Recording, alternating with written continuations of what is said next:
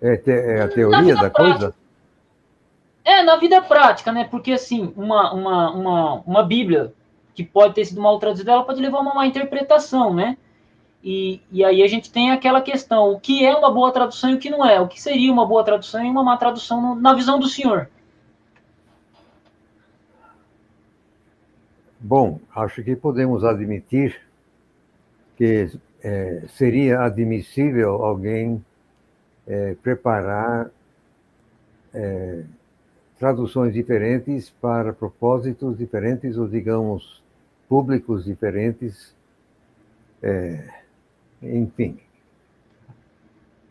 Mesmo descontando a, uma pequena latitude, digamos, nesse sentido, mas eu digo que qualquer tradução deve ser uma tradução honesta, isto é, uma tradução fiel ao texto que está traduzindo. Uma das coisas que você colocou aqui, capítulo 1 de João, em primeiro verso, e o que as falsas testemunhas de Jeová fazem com isso, exatamente naquele verso é possível defender várias traduções a partir meramente da gramática, porque a gramática é ambígua, mas não é possível defender se você vai ser leal para com o autor. Então, por exemplo, ali fica mais do que claro que João entendia que Jesus era Deus. Ele deixa isso cristalinamente claro durante o resto do Evangelho de João. Então, a palavra de Deus ou qualquer outra literatura, um tradutor leal, honesto, deve fazer por onde traduzir lealmente, corretamente o que o autor queria dizer, não o que ele quer alterar. Então, essa questão, para mim, é primordial. Lealdade e honestidade para com o propósito do autor do texto que está sendo traduzido. No caso nosso, que estamos lidando com a palavra de Deus, então vem também a questão necessária do exato texto que alguém vai traduzir. Porque se você vai traduzir um texto aviltado por 4 servos de Satanás, então você não está, de fato, traduzindo aquilo que João escreveu. Você está traduzindo um texto aviltado. Então, a questão de lidar honestamente com as evidências, no caso os manuscritos gregos, também é fundamental, porque você tem que começar pelo texto que vai traduzir. Então, essa questão tem que ser resolvida primeiro. Uma vez que você resolveu qual é o texto a ser traduzido, aí você deve lidar leal e honestamente com esse texto que você vai traduzir. Agora,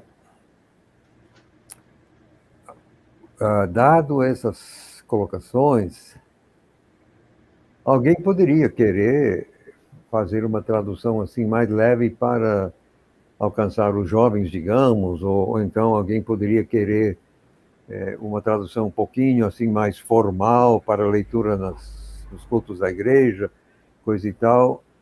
Existiria uma pequena latitude nessa área. Contudo, que todo mundo esteja sendo fiel para com o texto e para com o propósito de quem escreveu o texto, autor do texto. Então o Agora, senhor não é aquele tipo de... diga, pode falar. Então o senhor não é aquele tipo de pessoa que odeia a tradução mais dinâmica. O senhor acha que isso ainda pode ser útil num determinado público, pelo que eu estou entendendo, né? O problema é que o vocábulo dinâmico é normalmente utilizado de forma desonesta.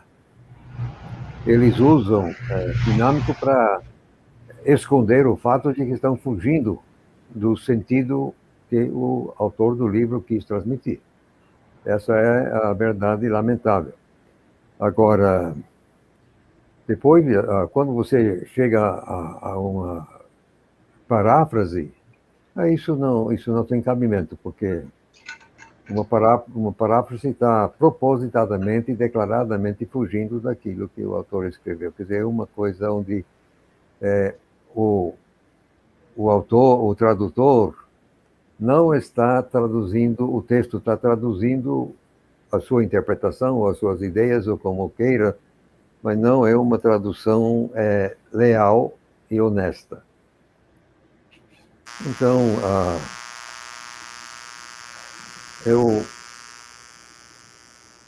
eu dou uma pequena latitude, mas não aquilo que o pessoal está usando por ali. Entendi. Um detalhe interessante sobre a tradução Novo Mundo em João 1, verso 1, é que assim, eles lutam porque lutam em dizer que o verbo era um Deus, no primeiro verso, né? Mas se a gente vai para o verso 6, por exemplo, de próprio João, o teu aqui, né? Egeneto, antropos, apestaumenos, para teu, ele também não tem artigo. Então, assim, eles lutam porque lutam para dizer que João 1, verso 1 tem que ser traduzido o verbo era um Deus, porque não tem artigo. Só que eles mesmos desobedecem a regra que eles colocaram no verso 6. Né?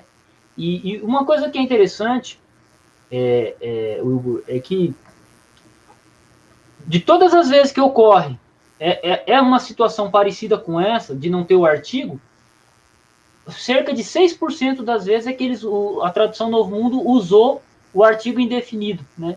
Então, eles mesmos estabelecem a regra para um texto, né? Não que eles estabelecem, né? Mas eles falam que tem que ser essa regra por causa desse caso, mas eles mesmos desobedecem essa regra muitas vezes ao longo do Novo Testamento. Eu acho isso muito engraçado, né?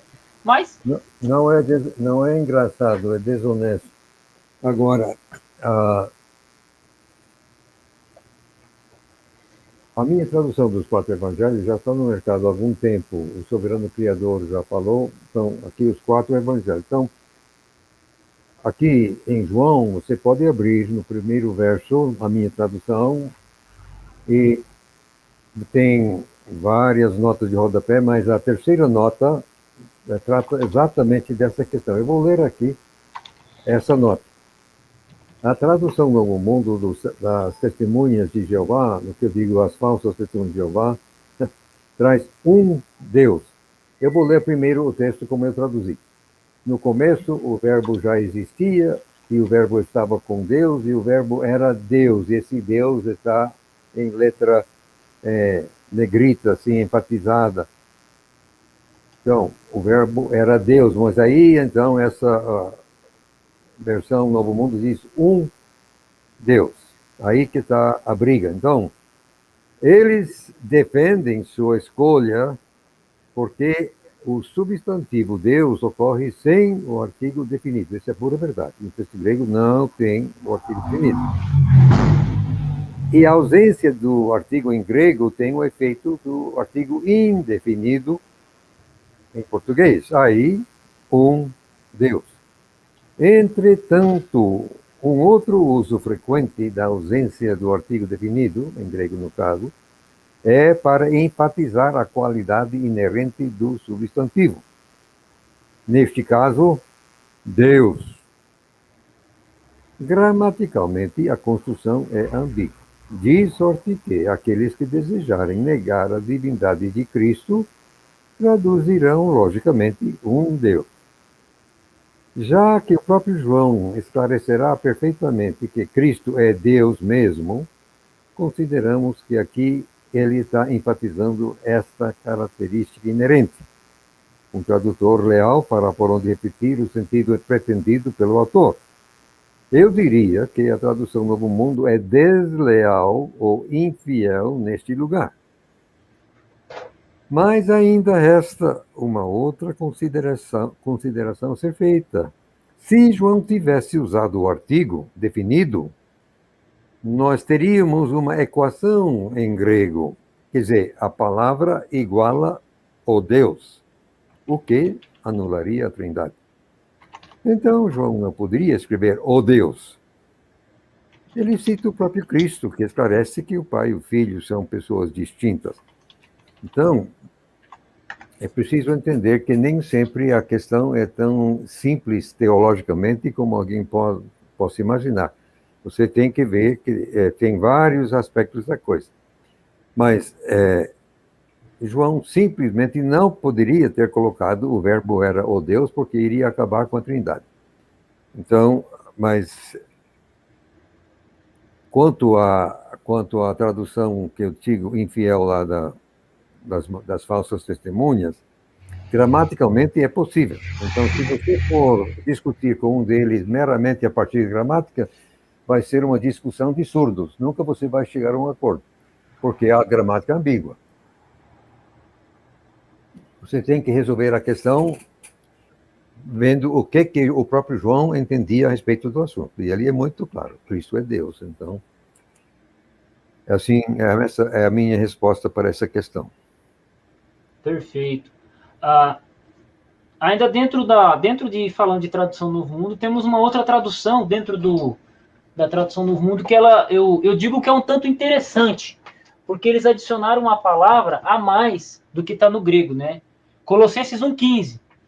Eles colocam. Antigamente eles colocavam entre parênteses. Eu vou olhar aqui na nova tradução Novo Mundo. Deixa eu ver. Colossenses, Tessalonicenses 1,15. Eles colocam outras coisas, né? 1,15. Colossenses 1,15, né? Colossenses 1,15. Esta é a imagem do Deus invisível, primogênito da criação. Pois por meio dele foram criadas todas as outras coisas. É 1,16. Eu coloquei 1,15, mas é o verso 1,16. Né? Todas as outras coisas.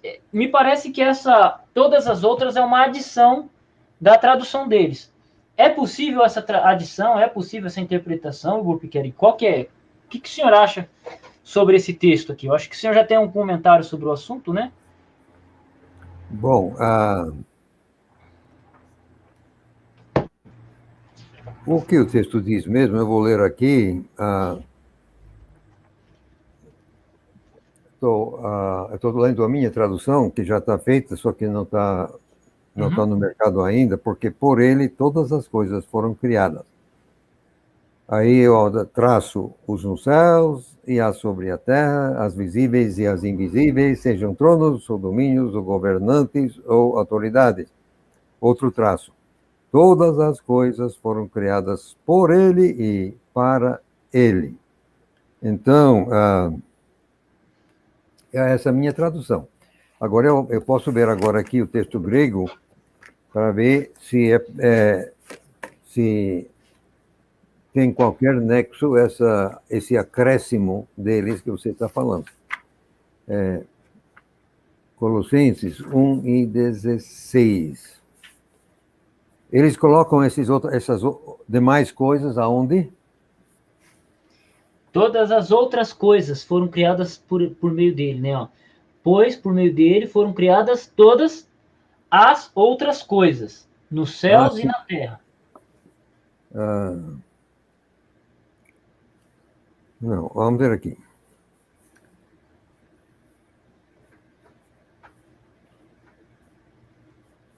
Primeiramente, por isso foram criadas todas as coisas, ponto. Todas as coisas, só isso. Aí vai as que estão nos céus e as sobre a terra e as invisíveis, sejam tronos, escura e aí repete todas as coisas foram criadas por ele e para ele. Então, o que eles acrescentam, eu digo que é meramente uma coisa tendenciosa visando a doutrina deles, não tem fundamento no texto. Perfeito. O Ilgur, surgiu uma pergunta aqui no chat que eu acho interessante responder. Quando a tradução do senhor estará disponível para a gente comprar? Quando é que ela vai estar disponível? Eu adorei essa pergunta, moça. Aqui, ó. O Fernandinho. Que você pode ver assim no meu site, www.prant.com.br, todos os livros do Novo Testamento já estão ali, menos Apocalipse. Quer dizer, tudo, até mesmo Judas, já está pronto, já está lá, você pode baixar e usar gratuitamente. Eu estou, no momento, traduzindo o capítulo 13 de Apocalipse, permitindo o nosso bom Deus, eu vou terminar Apocalipse na semana que vem. E aí, imediatamente, eu vou trabalhar preparando o Novo Testamento inteiro. Agora, naturalmente, aí você tem que formatar, blá, blá, blá, vai aí provavelmente algumas semanas. Mas quanto à tradução, eu deveria terminar na próxima semana, se Deus quiser. Aí, então, assim que for possível, nós vamos providenciar a publicação e será possível comprar mesmo do Amazon, como as outras coisas. Então, já está a caminho, já está chegando. Perfeito, perfeito. Então, um detalhe que eu acho interessante é que em Colossenses 1,16 eles colocam outras coisas para dizer o quê? Porque se a gente lê o texto como o Senhor traduziu, como está normalmente nas traduções, que Jesus é o primogênito sobre toda a criação, e pois nele tudo foi criado. Então, se tudo foi criado em Jesus, então quer dizer que Jesus não foi criado. Se eles adicionam a palavra todas as outras coisas, por ele ser o primogênito de toda a criação, então Jesus foi criado como primeiro, Jesus foi criado primeiro, e depois todas as outras coisas foram criadas. Então, a ideia deles em adicionar a palavra outras nesse texto é, se não somente dizer que Jesus foi um ser criado, né? Por isso que eles adicionam, né? Uma pegada tendenciosa. Provavelmente exatamente isso. É uma coisa totalmente tendenciosa. Mas a dificuldade é que eles propositadamente não entendem o que significa o uso do vocábulo aqui primogênito. Em si, significa o primeiro gerado. Primogênito, o primeiro gerado. Depois tem o unigênito, que é o único gerado. Mas aqui é claramente o primeiro gerado. Só que você tem que entender que na cultura hebraica, e quem escreveu isso aqui foi um judeu, João era judeu. Então, nessa cultura, o primogênito, o filho primogênito sempre abocanhava quase a totalidade da herança quando o pai morria, porque com isso, então, a propriedade não ficava assim esmiuçada, despedaçada para 5, 6, 7, sabe-se lá quantos filhos, para preservar, então, a mordomia da coisa. Então, o vocábulo primogênito tinha o sentido de o chefe, o dono, o dono da bola, enfim. Obviamente, o sentido pretendido por Paulo, no caso, eu falei João, mas ele esqueci que estávamos em Colossenses. Quem escreveu Colossenses foi Paulo, não João. Mas Paulo era fariseu, assim, do roxo, então ele estava muito mergulhado na cultura judaica. Primogênito, então, quer dizer aqui que ele era o chefe, o soberano sobre toda a criação. Não que ele fosse uma parte da criação. Aliás, você vai repetidas vezes em outros lugares, é dito tranquilamente que ele criou tudo. Então, se ele criou tudo, ele não foi criado.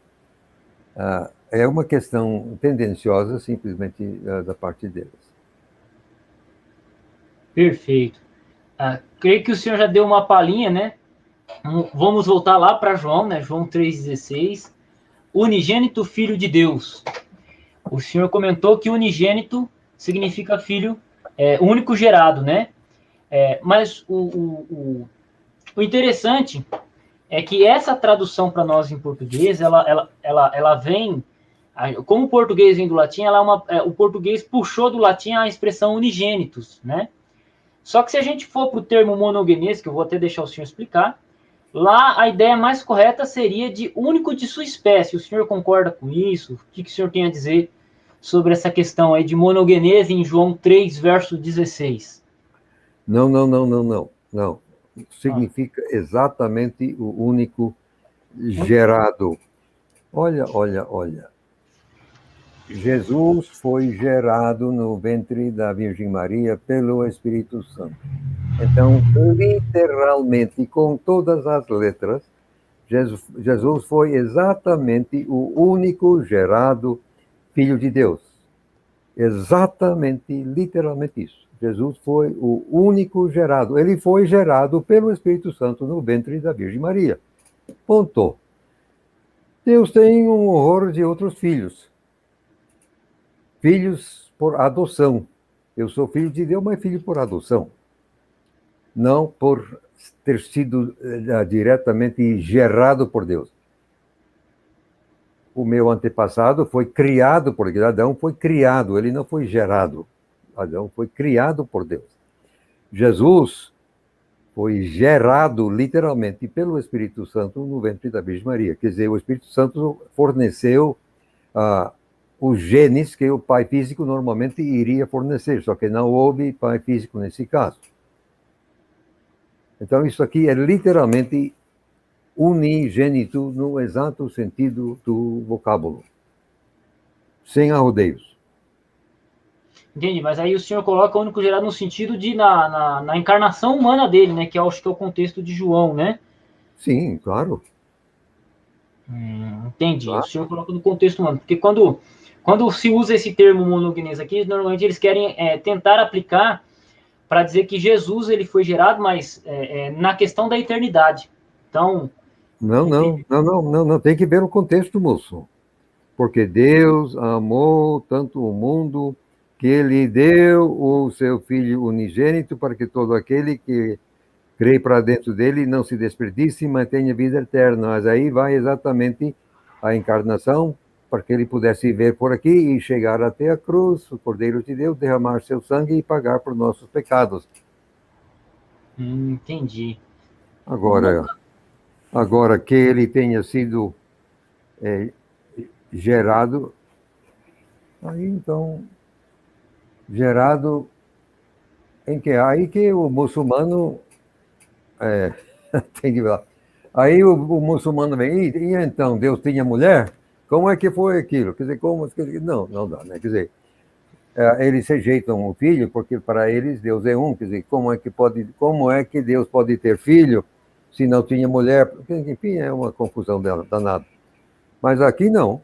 Quanto a Jesus, que Jeová Filho, no corpo físico de Jesus, ele foi literalmente gerado no ventre da Virgem Maria. Então, o único, absolutamente único, assim, na eternidade. Mas ninguém. Então, o único gerado. Cabalmente.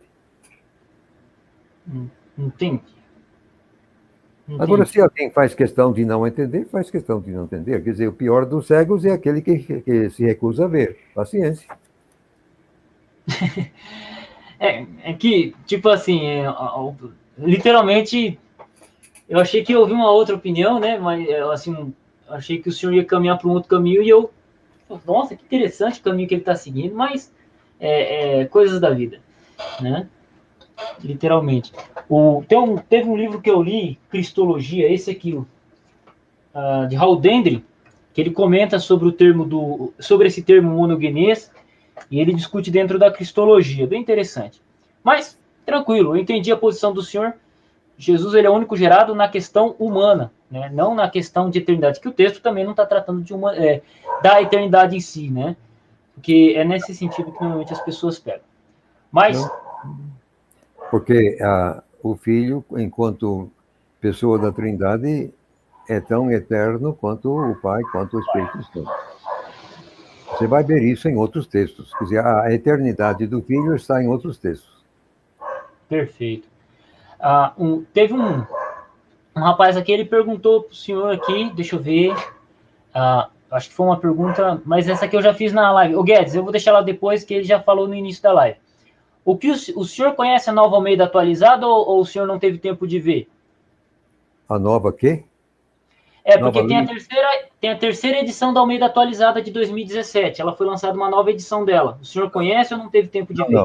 Não conheço. Nunca vi. Perfeito. É que o Bruto teve mais tempo aí focando. Eu gostaria de trabalhar. Eu não conheço. Perfeito. Trabalhar com o senhor, então, Hebreus 1:5. eu hoje te gerei. Como que o senhor explica esse texto aqui, esse sentido aqui, eu hoje te gerei? Hebreus 1:5, né? Mas é a mesmíssima coisa. Está falando aí da encarnação do Filho, então eu hoje te gerei, quer dizer, no momento que o Espírito Santo gerou ele no ventre da Virgem Maria, foi exatamente esse hoje. Hoje te gerei, foi aquele momento, sem maiores. Entendi. Tranquilo. Aqui é uma citação do Salmo 2:7 também, né? Mas a mesma coisa. Só que lá era profético, claro. Tranquilo. Bom, temos um outro texto aqui para ser trabalhado. Esse aqui, ele é clássico, né? Toda treta que você vai ter com o testemunho de Jeová, sempre está esse texto envolvido, né? João 8:58, né? A tradução Novo Mundo de 1986, ela reza o seguinte: eu tenho sido, para a expressão grega ego eimi. Como é que o senhor traduziu e como o senhor entende esse texto aqui? Vamos lá. João 8:58, eu vou ler o que eu traduzi. 8:58. Aqui.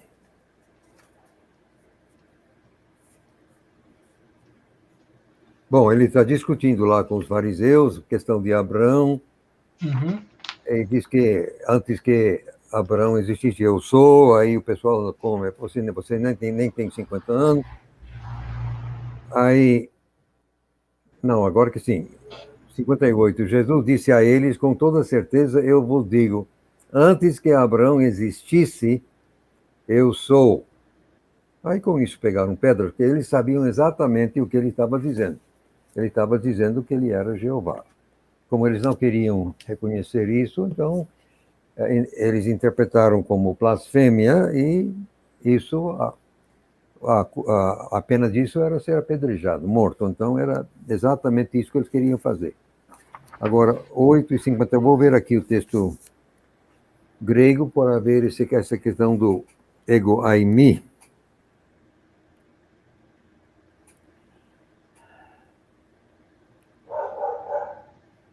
Aqui,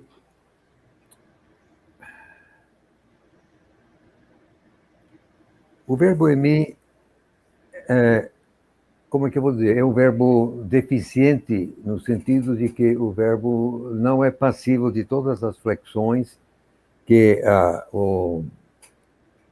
um verbo normal outro teria. Por exemplo, então, para o passado só tem a forma imperfeita. Então, não tem auristo, não tem perfeito, não tem mais que perfeito. Todos os tempos outros do passado que o verbo normal tem, o verbo aimi não tem. Só tem o imperfeito para todo o efeito do passado. E o futuro também tem o futuro. Só que com isso, naturalmente, o vocábulo tem que ser um pouco flexível, porque simplesmente você tem uma forma, mas está servindo para uma variedade de sentidos. E aí, como já tenho dito, o rei da interpretação é o contexto. Aí sim, você tem que atentar exatamente para o contexto. E aqui, o contexto é exatamente essa discussão que ele está travando com os fariseus. Eu me equivoquei quando estava falando. O que Jesus havia dito é que Abraão ficou alegre ao ver seu dia. E aí, pessoal, mas o que é isso? Você nem tem 50 anos. Então, aí,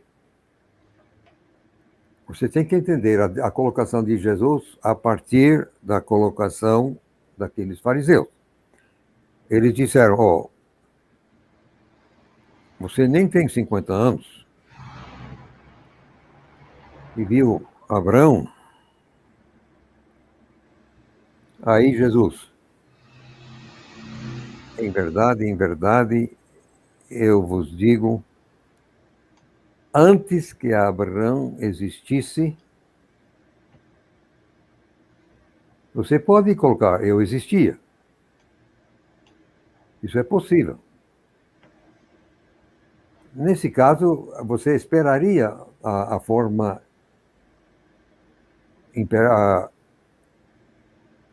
imperfeita, que a forma imperfeita serve para todos os tempos passados. Mas a coisa é flexível, mas dentro do contexto e da reação dos homens, imediatamente eles pegam em pedras. Eu entendo que o que Jesus estava dizendo é exatamente aquilo que Jeová disse a Moisés. Moisés disse, quem vou dizer que está me enviando? Você vai dizer que eu sou, está te enviando. Aquilo estava na alma do judeu. Então, Jesus diz, eu sou, pronto, ele está dizendo que é Jeová. Contudo, a partir meramente aqui da gramática, não há como fechar a questão. Quer dizer, eles poderiam se defender, dizer, não, mas ele está dizendo que antes que Abraão existia, ou existisse, eu existia. Sim, isso é possível. Agora, ele dizer que ele existia também antes de Abraão seria uma coisa sobrenatural. Né? Não teria que dizer, então, ou ele teve outra vida, como é que foi aquilo? Então, a rigor, dependendo da sua ótica, colocar eu existia seria possível. Eu entendo, no entanto, de outra forma. Contudo, eu não posso dizer taxativamente que o outro lado está errado. Eu entendo que, dentro do contexto, poderia ser. Eu existia. Mas, no meu entender, ele estava dizendo mesmo na cara deles, eu sou. Que, em outras palavras, ele era Jeová, né? Dizendo. Perfeito. Então, podemos dizer que a tradução Novo Mundo ela fez uma correção com a versão de 86 com relação à versão de 2015, né? Porque na versão anterior eles traziam, de 86, eles traziam eu tenho sido, né? E aí eles trocaram eu tenho sido por eu existia, na edição de 2015. Já né? existia. Então... Olha, há pouca diferença entre eu tenha sido e eu existia, dentro, quer dizer, antes que Abraão existisse, eu tenho sido, tinha sido, eu tinha praticamente duas maneiras de dizer a mesma coisa. Mas em qualquer dos casos, eles não estão colocando o nome de Jeová, né? Eu sou. Isso aí eles não querem colocar, obviamente. Agora, aí eu digo que não há realmente como fechar a questão. Assim, porque aqui entra exatamente a sua interpretação do intuito do autor. O que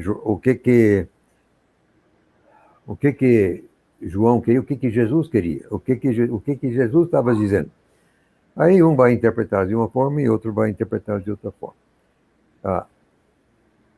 Só pegando os vocábulos, ego e mi, no contexto você pode dizer, eu existia ou eu sou. Não há como fechar essa questão a partir da gramática. A decisão depende da sua interpretação daquilo que Jesus quis dizer. E aí fica aberto, né? Entendo. Fica aberto, não tem jeito. Não tem como fechar essa questão, não.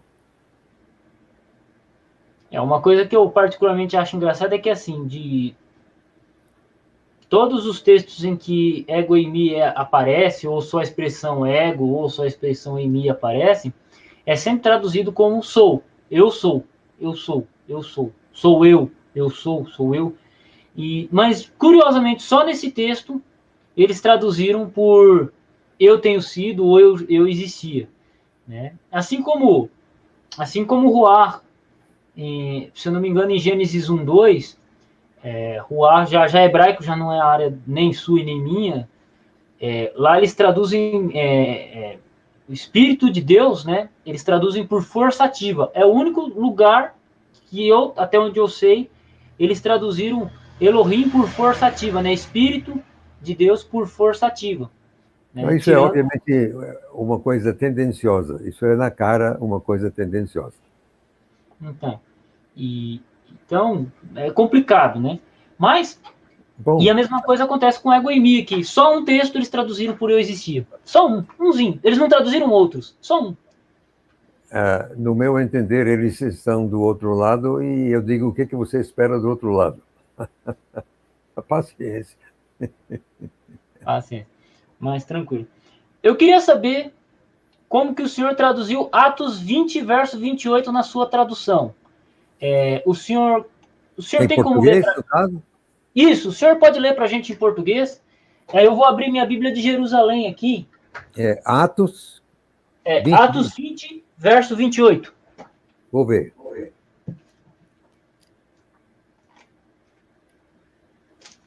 Atos 20, verso 28. Pronto. Vou lendo aqui. Portanto, cuidem de vocês mesmos e de todo o rebanho dentro do qual o Espírito Santo vos colocou como supervisores para pastorearem a igreja do Senhor e Deus, a qual ele comprou com o seu próprio sangue. É assim exatamente que está no grego? Oi? É desse jeito mesmo? O senhor leu no grego e traduziu exatamente desse jeito? Exatamente desse jeito, sim, senhor. Perfeito. A Ó, igreja do Senhor e Deus, no caso, Senhor e Deus diz respeito a uma só pessoa. E no caso é Jesus Cristo, porque ele comprou com o seu próprio sangue. Quem comprou com sangue foi Jesus, o Filho. Então aqui, Senhor e Deus diz respeito ao Filho. Fatal. Sem arrodeio, sem por onde fugir. tá, eu vou ler para o senhor como que está aqui na Bíblia de Jerusalém, edição de 2002. Essa parte final do texto, né? Porque todo o texto está exatamente igual, mas para apacentar a igreja de Deus, que ele adquiriu para si pelo sangue do seu próprio filho. A Bíblia de Jerusalém traz dessa forma, e a Bíblia de Jerusalém é uma boa tradução, só que ela dá uma escorregada. E a tradução Novo Mundo trazem pelo sangue do seu próprio filho. Eles adicionam a palavra seu próprio filho, né? Seu filho. Eles adicionam a palavra filho no texto. Não é um problema de manuscrito grego, é um problema de tradução. O senhor acha possível a inserção dessa palavra nesse texto aqui, ou é coisa demais assim? Há, sim, aqui uma variante textual. O texto grego não é tão tranquilo assim. Então, eu vou ver aqui. Aqui, em vez de. O grego é to, korio, kai, theu. Agora, é uma regra da gramática grega que quando você tem dois substantivos com um único artigo definido e os dois substantivos estão ligados pela conjunção e, então, o Senhor e Deus, então, fatalmente é uma só pessoa, uma entidade só. Isso é uma regra gramatical da língua grega. A dificuldade aqui é que 7% dos manuscritos gregos cortam fora Senhor e. Então, o que fica no texto eclético é o Deus. Então, é a igreja do Deus. Está assim no texto eclético.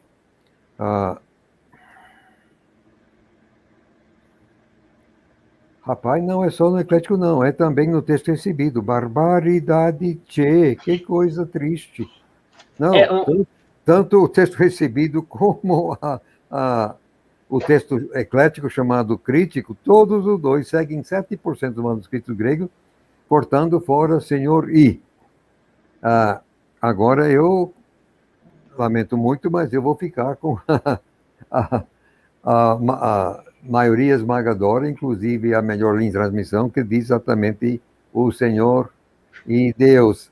Aí, então, quando prossegue, a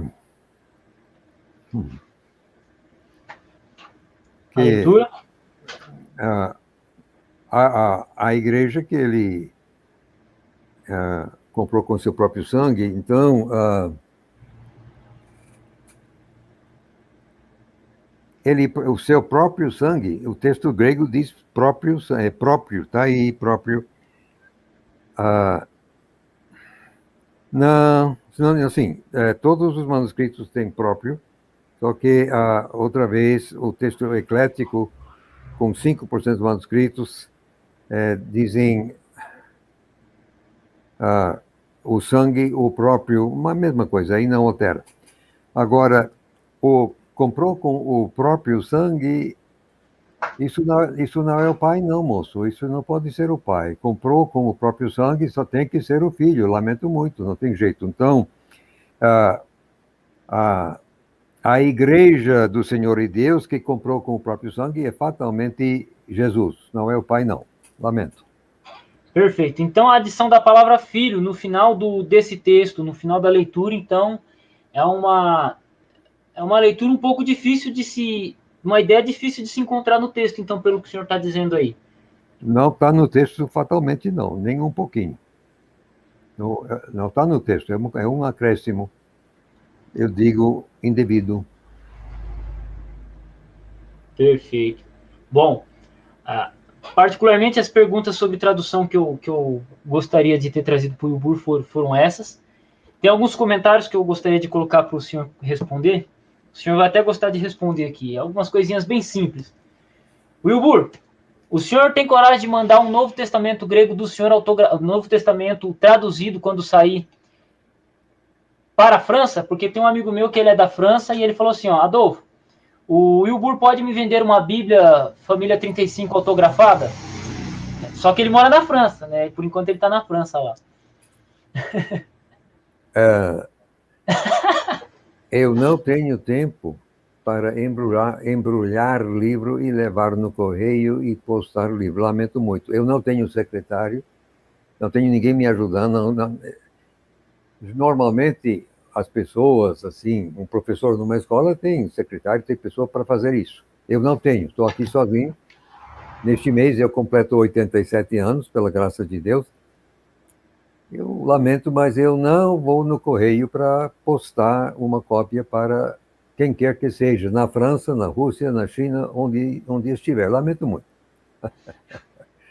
Agora, se ele conseguir, assim, um colega meu que aceita fazer isso, autografar uma cópia, eu posso fazer. Agora, embrulhar e colocar no correio, que não vou fazer, não. Lamento.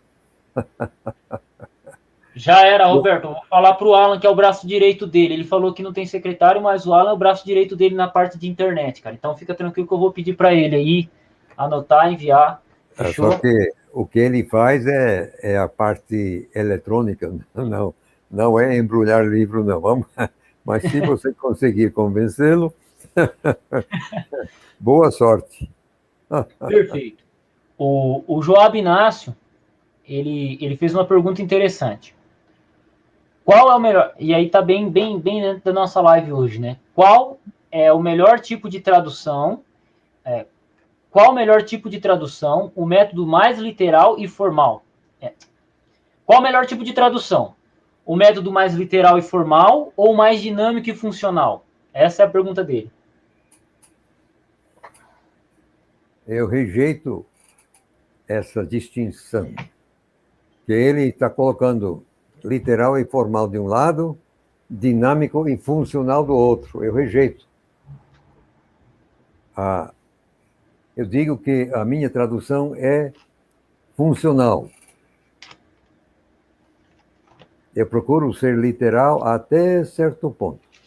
Eu não faço questão de ser formal. Eu quero, assim, passar para o leitor, que o leitor sinta o que um falante de grego sentiria lendo o texto grego. Agora, somente quem já se deu ao trabalho de tentar traduzir de uma língua para outra sabe como não é tão fácil assim.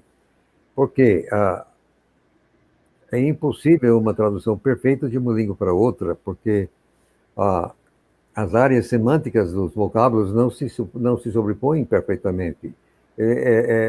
Depois também as gramáticas são diferentes, as morfologias são diferentes. é uma coisa complicada. Então, a gente, no meu caso, por exemplo, eu sempre todo dia estou pedindo a ajuda do Espírito Santo, que ele me esclareça, me ilumine, me ajude, me mostre, sempre. Então, eu procuro, de fato, estar sempre debaixo do controle do soberano. Depois também eu sou linguista, PhD, então eu entendo qualquer coisa também da linguagem. Mesmo assim, não é fácil. Agora, o que eu procuro fazer é passar o exato sentido do texto de forma bem leal, mas também compreensível. Quer dizer, você tem que obedecer às normas da gramática e a sintaxe, enfim, no nosso caso português. Estou traduzindo para português. Eu tenho que respeitar as normas da gramática portuguesa, assim, do português, assim, em sintaxe, porque em grego, porque os vocábulos têm sufixos de caso, que explica, assim, a função gramatical dos vocábulos, então a ordem das palavras não faz diferença. Em português, não. O sujeito tem que vir antes do verbo, quer dizer, o cachorro mordeu o menino é uma coisa, o menino mordeu o cachorro é outra coisa, quer dizer, o sujeito tem que vir antes do verbo e o objeto direto depois, não tem jeito. Em português, em grego, não tem nada disso. Então,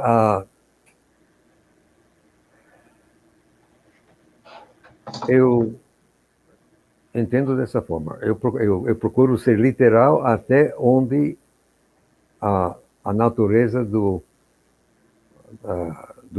trabalho permite, respeitando primeiro a fonte, que é a língua grega, respeitando, no entanto, também a língua, no caso português, traduzindo. Agora, em alguns poucos casos, eu imponho a forma grega ao português. Mas eu sempre tenho um motivo para fazer isso. Porque normalmente quando você está diante de figuras da linguagem, metáfora, essas coisas são bem complicadas. É quase sempre impossível traduzir uma figura por outra figura. Você tem que procurar entender qual foi o intuito do autor e você coloca a figura em termos assim normais na outra língua. Muito difícil traduzir figura por figura. Mas então, eu digo que a minha tradução é funcional, mas não é dinâmica no sentido que o pessoal lá fora dá. O pessoal lá dá um sentido a dinâmico que eu não gosto, não aceito. Eu procuro ser literal, mas funcional. Perfeito. Vou aproveitar os últimos 10 minutos, 11 minutos que a gente tem. Tem como o senhor abrir a sua Bíblia? Pode ser a sua tradução mesmo, eu quero saber como que o senhor traduziu. 2 Pedro 2, verso 9. Teve uma palavrinha que foi adicionada ali na Bíblia de Jerusalém. Não, já não sei como que está na tradução Novo Mundo, mas na Bíblia de Jerusalém foi uma adiçãozinha que eu achei muito engraçado, né? E, se eu não me engano, a Almeida Atualizada também traz esse sob castigo, mas eu quero saber como que o senhor como é que o senhor traduziu 2 Pedro 2,9?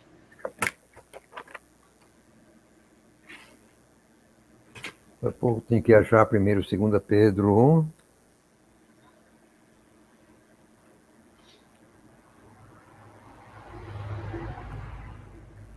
1. Ai, cadê? Não, nem está aqui ainda. Já traduzi, mas espera aí, vou ver se este cabo vai me deixar chegar até lá. Ele está pegando o manuscrito original, hein, gente? Ó, essa pergunta aqui ele não estava preparado, porque eu não coloquei essa pergunta aqui para ele se preparar, hein, gente? Ó. Aí, ó. Pronto, aqui estou com a primeira de Pedro e também a segunda de Pedro. Então, você, segunda de Pedro, qual é o capítulo?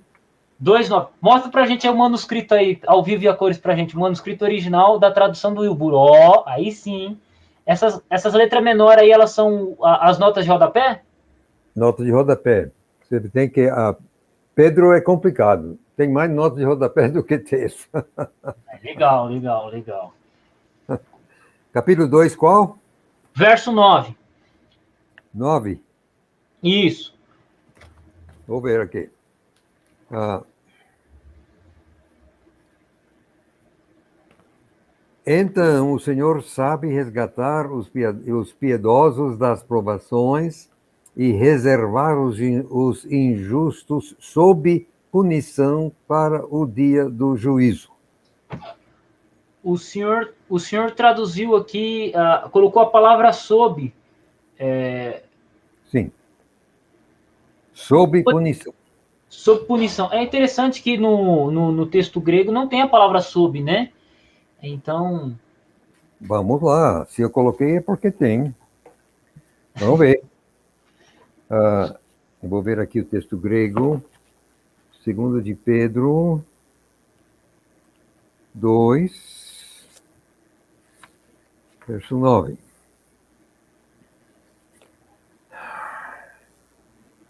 O Senhor sabe resgatar, mas os injustos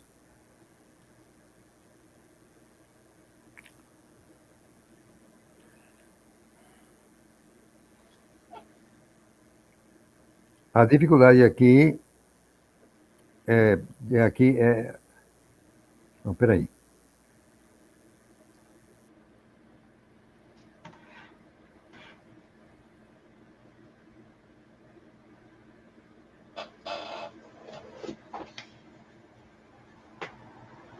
esse é um texto, não, literalmente, esse é um texto difícil de traduzir. As traduções elas variam bastante nesse texto em si, para explicar. Os injustos para o dia do juízo, ele reserva.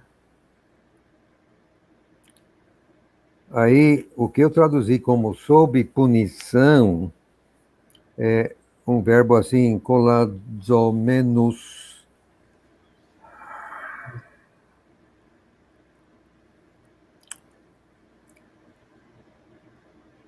Esse colados menos ele é difícil, porque ele pode ser traduzido como É um, sendo é um particípio. ou serem punidos. Ele é um particípio que ele dá esse espaço para tradução mesmo, né? Eu, assim, de relance, não estou em condições de responder. Eu teria de ter tempo para pesquisar. Não, tranquilo. É que Ah, me veio esse texto na memória que eu falei, opa, vou perguntar pro Ilbur aqui, aproveitar. mas Porque é interessante. eu entendi que o que o contexto exigia exatamente isso. Sob punição. Exatamente. É porque é interessante, se a gente coloca a palavra sob castigo ou sob punição, como o senhor preferiu, aqui, sem querer, a gente abre espaço para a doutrina do purgatório, né? Que os ímpios eles já estão guardados sob punição, né? Não, não, não, não, não, não, não, não, não, não, não, não, não, não, não. Não é possível. Você nunca ouviu de prisão preventiva? Você sabe o que é prisão preventiva? Sim, eu sou preso, vamos lá, eu sou acusado de um crime. As, Como é que eu sou preso as cadeias, as prisões do Brasil estão cheias de pessoas que estão lá em prisão preventiva, nunca foram julgados. O caso deles não chegou ainda, cometeram algum crime ou então tá. Agora, eu pergunto a você, alguém que está em prisão preventiva, ele está sofrendo ou não está sofrendo? de certa forma, já está sofrendo. Ele está sofrendo a mesma coisa que os condenados, está lá no meio dos condenados, está sofrendo. Lucas 16, o homem rico, Lázaro, o mendigo Lázaro, Os dois morrem, vão parar em Hades. Só que Hades tem dois lados, dois compartimentos, e esses dois são separados por um abismo intransitável. Mas eles se veem, eles se conhecem. Então, o rico já está condenado, ele já está sofrendo do outro lado. Porque, embora eu entendo, não vou me dar o trabalho de defender a tese, mas eu entendo que Jesus, quando ressuscitou, ele esvaziou o seio de Abraão, isso é o lado dos justos, levou os espíritos, quer dizer, o que está em Hades não é o inferno, não. Por exemplo, a Fiel está totalmente errada. Sempre que tem Hades, traduz por inferno. Totalmente errado. Hades não é o inferno. Hades é a sala de espera. Porque para os ímpios é uma prisão preventiva. Quer dizer, todo mundo está aguardando o juízo final do grande trono branco. Mas, obviamente, o destino eterno é determinado pelo aquilo que você fez aqui em vida. Então, no momento que você morre fisicamente, o seu destino eterno já está definido. Ou você vai para um lado ou vai para o outro lado. Então, eu entendo que os ímpios todos estão no lado dos perdidos de Hades, ou no Antigo Testamento é Sheol, mesma coisa, aguardando o juízo.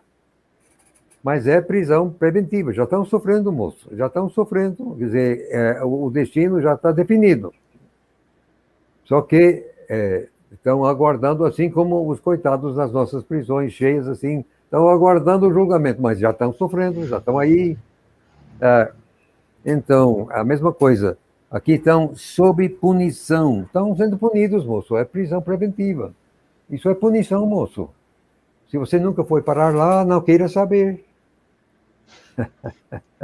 Bom, eu não quero parar lá, mas com o que o senhor falou, de certa forma, eu concordo, né? Uma coisa que o senhor comentou. Muitas traduções trazem para Hades a palavra inferno. E, na verdade, a conotação totalmente errado, totalmente equivocado. Eu particularmente, estou impressionado de ouvir isso do senhor, né? Particularmente. Sinceramente. Mas a gente discorda um ponto de outro, mas eu estou impressionado de o senhor falar que a tradução do inferno para Hades está errada. Por isso que ele vai ser lançado no Lago de Fogo. Moço, é só ler o texto, moço. Você vai lá em Apocalipse e diz que a morte e Hades foram jogados no lago. Então, Hades não pode ser o lago, fatal. 2 mais 2 são 4 bolas. Essa parte eu vou recortar e vou colocar no YouTube. 2 mais 2 são 4. Hades não pode ser o inferno, porque Hades será lançado no inferno. Então, são coisas diferentes. E fora que a gente, só para finalizar, fora que nós também temos uma outra palavra chamada Geena, né? Temos o Geena, temos o Hades e temos Geena era praticamente somente o Senhor Jesus, não somente. Acho que ou é Pedro ou Judas que também faz uso desse vocábulo uma vez. Mas o Senhor Jesus usou Geena, é uma metáfora, que Geena era o lixão de Jerusalém. Era o lixão do lado de fora da cidade de Jerusalém. E lá sempre tinha alguma coisa queimando e não faltava verme e coisa e tal. Então, Geena era usada como metáfora para o Lago de Fogo. Jesus usava dessa forma.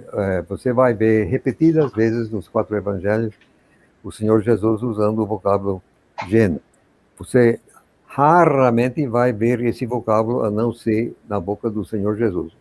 Uma vez em Pedro ou Judas, eu há pouco... Em Tiago, uma vez só em Tiago, no Tiago 3,6, né? É Tiago?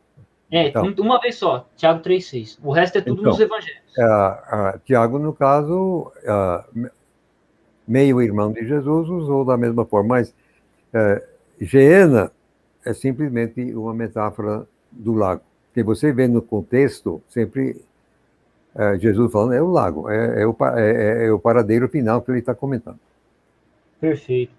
Nisso, literalmente o senhor me impressionou nessa explicação aí, porque normalmente os teólogos que seguem o caminho imortalista, eles linkam Geena com Hades como sendo o mesmo lugar. Tem até dicionário, acho que o dicionário, dependendo do dicionário que pegar, eles linkam a mesma coisa.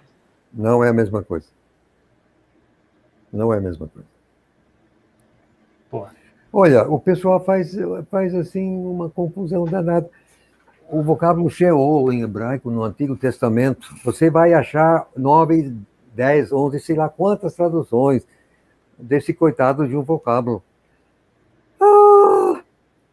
Mas não é entender. Sheol é exatamente em hebraico o que Hades em grego é a sala de espera onde os espíritos finados estão aguardando o juízo.